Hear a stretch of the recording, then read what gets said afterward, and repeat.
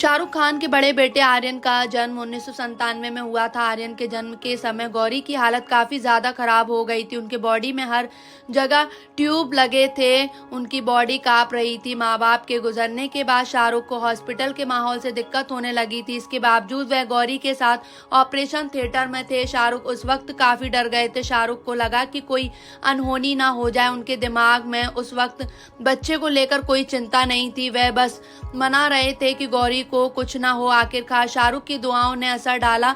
गौरी और बच्चा दोनों स्वस्थ निकले।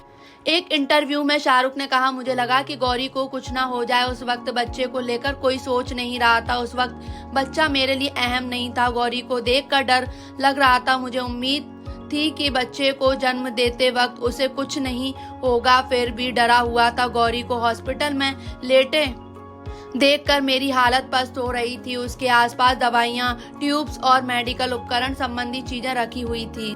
शाहरुख ने आगे बताया कि उन्होंने अपने बेटे का नाम आर्यन क्यों रखा। उन्होंने कहा, आर्यन नाम रखने के पीछे कोई खास मंशा नहीं थी। मैं एक दिन बैठा हुआ था और अचानक ये नाम मेरे दिमाग में आ गया। मुझे लगा कि अगर मेरा बेटा लड़कियों के सामने ये कहेगा कि उसका नाम आर्यन है तो वह उससे इम्प्रेस हो जाएंगी। एक सुपरस्टार की पत्नी होना भी आसान नहीं है। आप जिंदगी भर उसके शैडो में दबकर रह जाती हैं। हालांकि गौरी के साथ ऐसा नहीं हुआ। ये जानते हुए भी कि वह शाहरुख खान जैसे ग्लोबल स्टार की वाइफ है, उन्होंने कभी उन पर आश्रित रहना जरूरी नहीं समझा। शायद इसलिए आज वे एक फेमस और सक्सेसफुल इंटीरियर डिजाइनर हैं।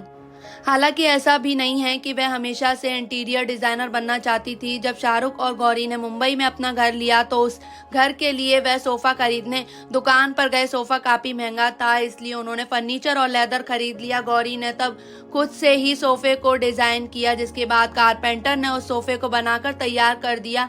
ये बातें गौरी की book my life in design में लिखी हैं।